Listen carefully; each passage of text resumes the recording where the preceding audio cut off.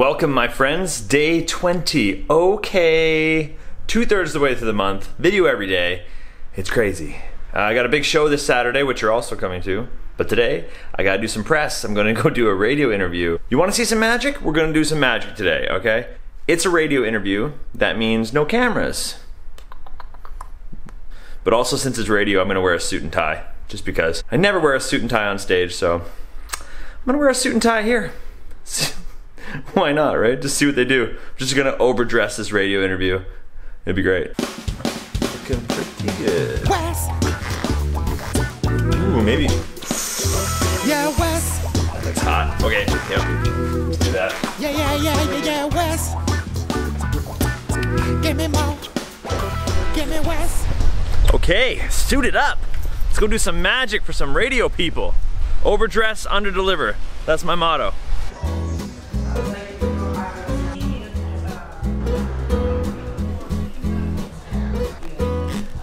Come on in.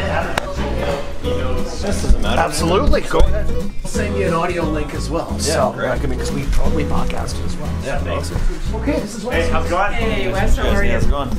Very cool. So Wes, we'll talk about the show. We'll talk about whatever you want to talk about. You know what I mean? it. We don't ask any hard-hitting questions. You No, know, that's so, fine. Yeah, no Yeah, problem. we'll just play. We'll play a bit. So. We're in a suit today because whenever I'm on stage or on TV, I never dress up. Yeah. So I'm like, radio, let's dress up for radio. Kind of like a meta joke. Well, that's so funny. We might have to mention that because we watched your. I never would wear this. We watched your clip. I know when you came in, I went, "Wow, he's in a suit." There's that dude. I know.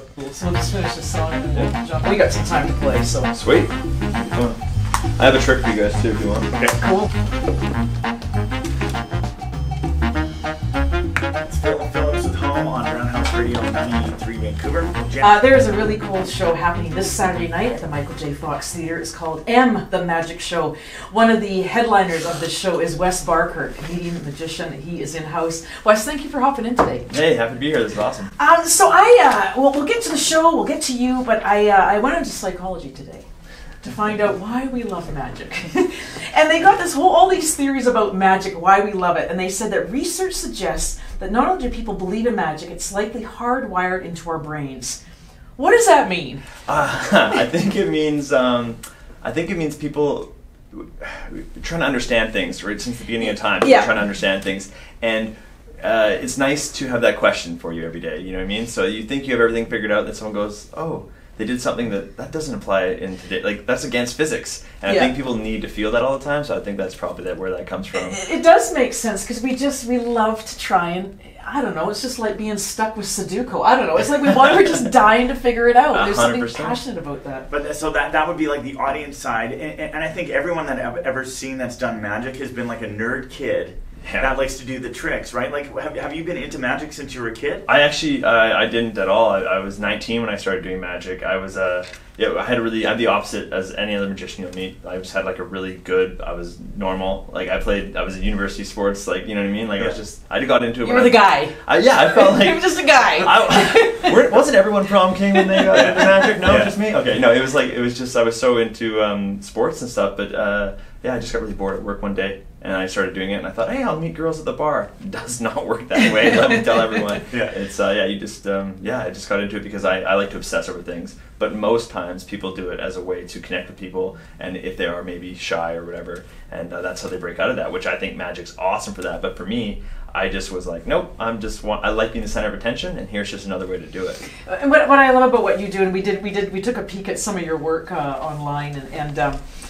You know, and I don't mean to, make just being a magician is not enough, but in a way, you kind of do have to go beyond that because you have to become. You can't just do your trick. You have to, as great magicians, you sell it, and you are a comedian as well. Right. So, to blend those two, is one stronger than the other, or did you just find this beautiful meaning of it? I used to try and do like more serious magic when I started, and then I realized that's just pushing against my natural demeanor. So I'm like, nope. And I embraced it. I started going out and do stand-up comedy on its own, and then adding the tricks, and I really try and give it a 50-50 thing. But everybody I know that's successful in magic, no matter what style they're doing, they are letting themselves into it a little bit, because like you said, it's not enough just to do the tricks. There's so many magicians out there that are really great at magic, and they're like, why am I not getting the TV shows? And I'm like, you haven't let yourself into it yet. And for me, it's just being funny and ridiculous and really not taking it seriously. And that's really interesting. You haven't let yourself. That's a really cool way of looking at it, because it's true. It's like they aren't. That's just interesting. You have to let yourself into it. This is the coolest thing about the show we're doing this weekend, is there's 4 different styles of magic. Like, I mean, we pretty much cover the whole spectrum. And if you don't like magic, you need to come to the show, because for sure you haven't found the style you like. Yeah. Right? So if you don't like typical Copperfield style magic, well then come, because you're going to like me. Right? Okay. And if you don't like the guy that's always goofing around and you'd rather watch something serious, well good, come, because you're going to like Vitaly. Like, you know what I mean? And if you do love magic, for sure got to come, because you're going to love the whole thing. But I'm just saying to people that I'm like, if you think for a second that it's not really for me, no, you need to come to a show like this, where you get to have actually a sample of different kinds. And you don't think people are going to have like magic fatigue by the time the 4th person comes on stage, or is it? Oh yeah, for sure, but that's why I'm not going on last. Hey, I wanted to ask you, because I've been watching some of your videos too. You're with Penn Teller, all this kind of stuff. You seem to rip things a lot. Like, you're very physical with your hands, whether it's an apple or a phone book. Like, is that because of your, like, you used to fill potholes? Like, so you have the strength. man strength to do that, or is there just some sort of joy in that physicality? I spent forever, playing college sports and doing physical labor as a job, so I really like being in shape and being physical, and I like making a mess. And if I can leave the stage for the next guy covered in stuff, that makes me happy. Okay. When I leave a room, I want people to go like, well, Wes was here. Okay.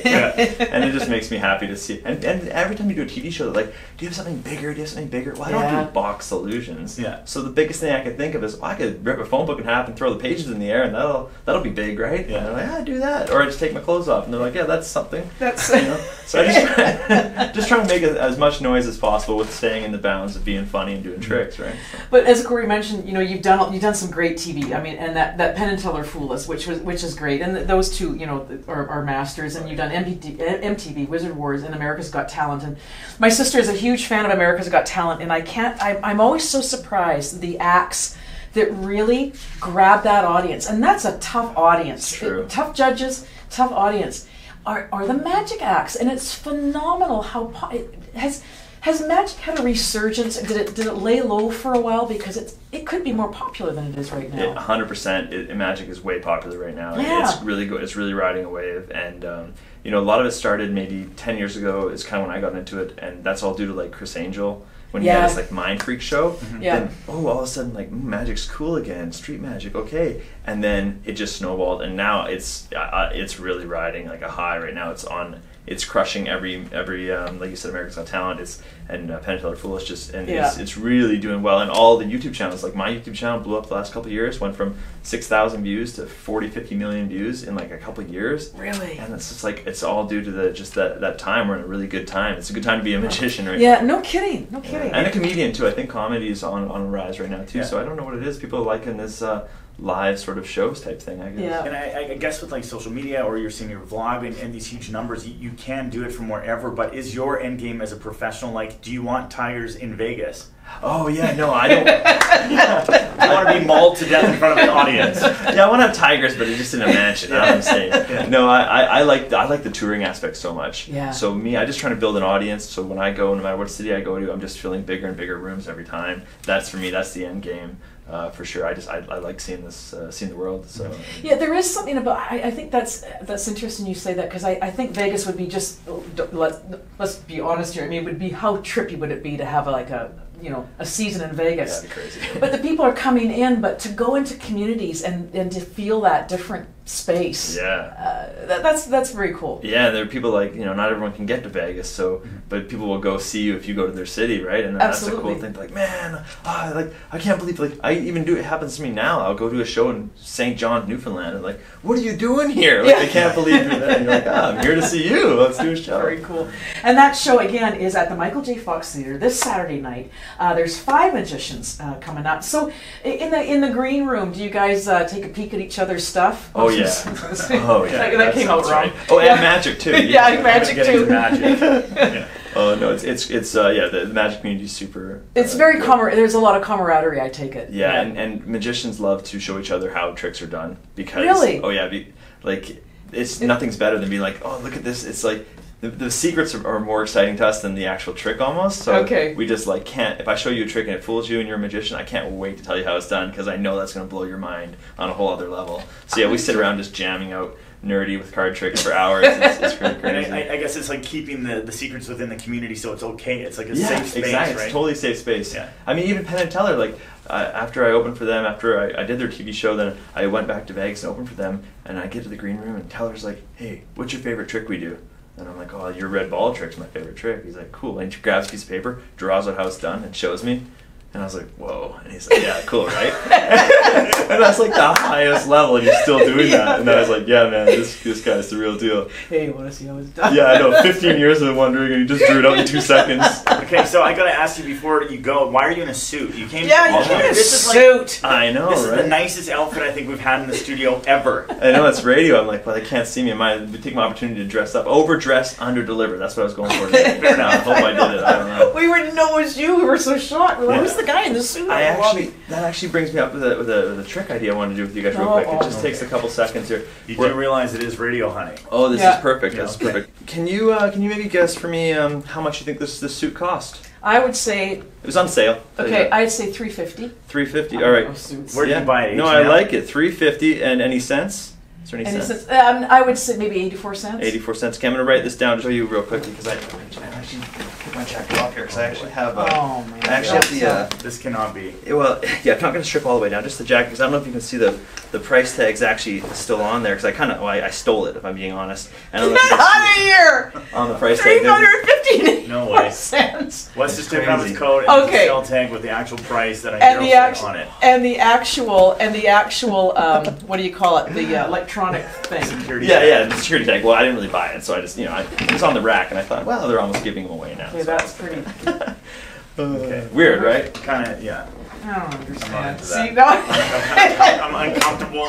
Corey gets uncomfortable with magic. Yeah, I do. I just don't know how I'm supposed to react, and it makes me feel a little sad. The most exciting part of that was when I was taking my jacket off. You were stoked. Yeah, you know what? That's no lie. That's no lie. Let's get off the air and you just keep it going, okay? Wes, thank you so much for coming in. Again, Wes Barker, comedian, magician, and who has done incredibly well. You didn't even say it, but you actually won the Penn Teller Fool Us. And you've been, you get 40 million views on your YouTube channel, which is fantastic. And good luck with it, and good luck with the rest of it. Does this show, this is a one-time show, or does it go on? Well, we are starting here. We're trying it to see how it goes, and it looks like it's going to sell out, so we might have to do it again. But very cool. It's the greatest show. I mean, Vitaly's fooled Penn Teller, I fooled Penn Teller, Trevor and Lorena, they're the North American champions of magic, and Kel, I don't actually know Kel's credits, but he's a nice guy, so he's probably sweet. I don't know. Sorry, Kel, hope you're not listening. All right. If you want to check out Wes again, you can get tickets at michaeljfoxtheater.ca. All right, thanks so much, Wes. Thanks. From Janice and Corey, it's 4:50. This is Roundhouse Radio, 93 Vancouver. That was rad. That was great. Thank you for throwing that in. That was very fun. Oh yeah, for you guys at home who couldn't see. Yeah. There it is. Look at that. Boom! On sale. On sale. Oh, that's great. No, you transfer incredibly well on radio. Oh, I'm glad. Woo! All right. Yes. Show success. How's my hair? Good? Okay. Hope you guys like that. Hope you like that trick. That's a fun one. Just started doing that trick recently. I really like it. It's a good one, right? Yeah, guess how much my suit costs? Come on! $350 is pretty good. Give it to me, Wes. Truth be told, no lie, I got this suit in Thailand, so actually I think I paid like $100 for it. Tailored to me. So sexy.